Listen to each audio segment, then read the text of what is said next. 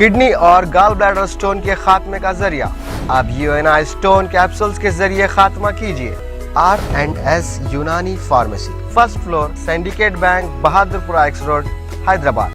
अस्सलाम वालेकुम नाज़रीन, आइए नज़र डालते हैं आज की एक बहुत बड़ी अहम खबर पर। जैसा कि नाज़रीन सभी को पता होगा कि कर्नाटका के हाई कोर्ट का फ़ैसला आ चुका है, क्योंकि कर्नाटका हाई कोर्ट ने ये फ़ैसला दिया है कि स्कूल और कॉलेज में हिजाब पहनकर आने की इजाज़त नहीं दी जाएगी, क्योंकि हिजाब इस्लाम का अहम हिस्सा नहीं है। इस तरह से फ़ैसला सुनाया वहाँ के हाई कोर्ट ने।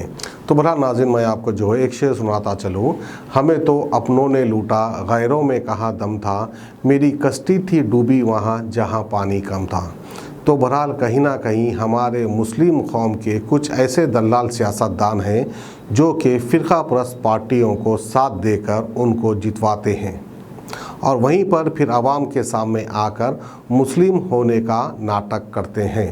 टोपी और दाढ़ी यकीनन हमारे इस्लाम का एक हिस्सा है, लेकिन आप यकीन जानिए टोपी तो जो है यहूदी भी पहनते हैं, लेकिन उनके पहनने का तरीक़ा अलग होता है, वो अलग स्टाइल में टोपी पहनते हैं। वहीं पर जहाँ तक दाढ़ी की बात आ जाए, हमारे नबी करीम सल्लल्लाहु अलैहि वसल्लम उनके चेहरे पर भी जो है दाढ़ी थी, यानी दाढ़ी मुबारक थी।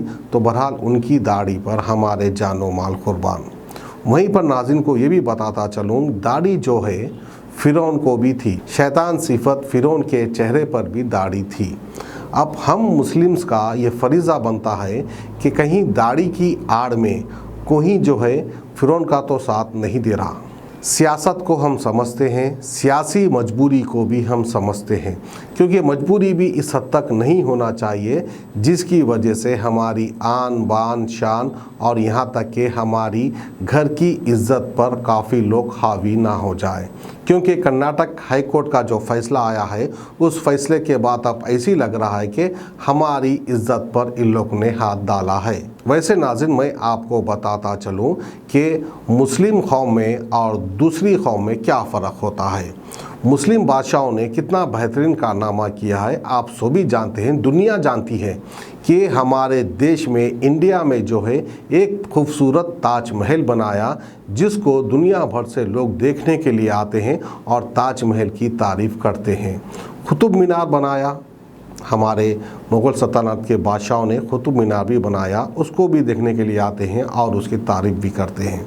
वहीं पर आप जो है दूसरे स्टेट में जाके देख लीजिए, जैसा कि महाराष्ट्र है, वहाँ पर औरंगाबाद में एक अजंता इल्लोरा एक पुरानी इमारत है, जाकर वहाँ के तस्वीरों को देख लीजिए।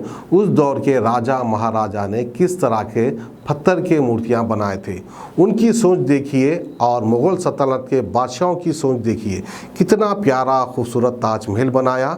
और ये लोग जो है अजंता इल्लोरा बनाकर क्या साबित करना चाहते थे।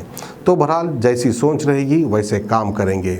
वहीं पर हमारे देश की मुस्लिम कौम को भी चाहिए कि कौन फ़िरका परस्त ताकतों का साथ दे रहा है। अपने आप को मुस्लिम कहकर कहीं फ़िरका परस्त ताकतों का तो साथ नहीं दे रहा है, उसके बारे में आपको सोच विचार करना चाहिए। हर कोई जो है नाम मुस्लिम का रख लेने से, चेहरे पे दाढ़ी रखने से, सर पर टोपी पहनने से मुस्लिम नहीं हो जाता।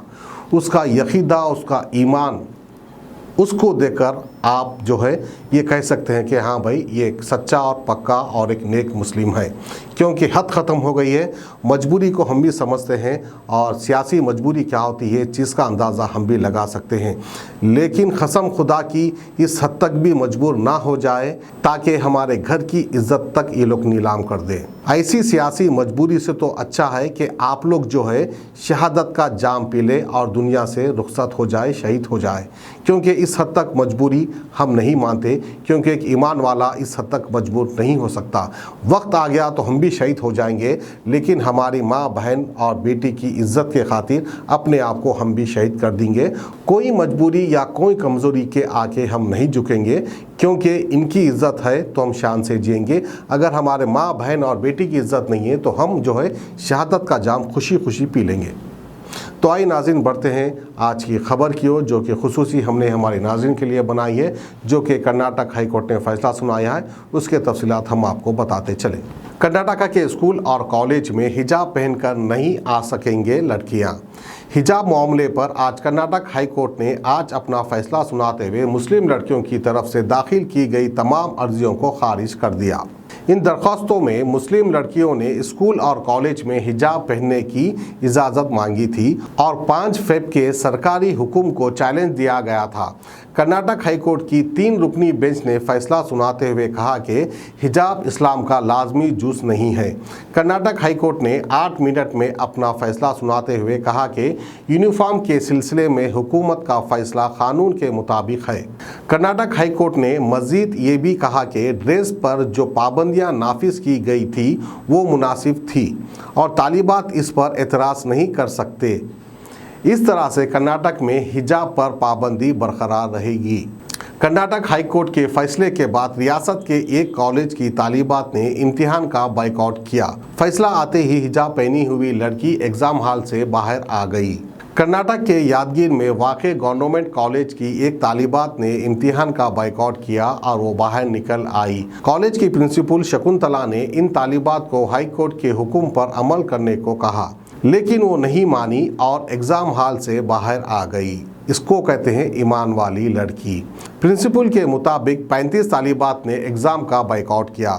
इन तालिबात ने कहा कि वो अपने वालिदैन से बात करने के बाद फैसला करेंगी कि वो बग़ैर हिजाब के क्लास में जाएंगी या नहीं। एक तालिबा ने ये भी कहा कि हम हिजाब पहनकर एग्ज़ाम देंगे और अगर उसको हटाने को कहा गया तो हम इम्तिहान नहीं देंगे।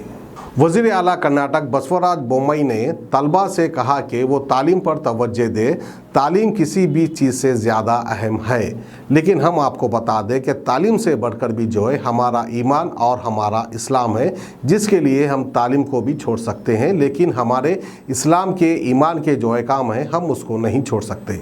सदर कुल हिंद मजलिस इत्तेहादुल मुस्लिमीन और हैदराबाद से MP बैरिस्टर असदुद्दीन अवैसी ने कर्नाटक हाई कोर्ट के हिजाब से मुतालिक फ़ैसले पर रद्द अमल जाहिर किया है। उन्होंने ट्वीट किया कि मैं हिजाब पर कर्नाटक हाई कोर्ट के फैसले से मुतफ़िक नहीं हूँ। फैसले से इख्तिलाफ़ात करना मेरा हक़ है और मुझे उम्मीद है कि दरख्वास्त गुजार सुप्रीम कोर्ट के सामने अपील करेंगे।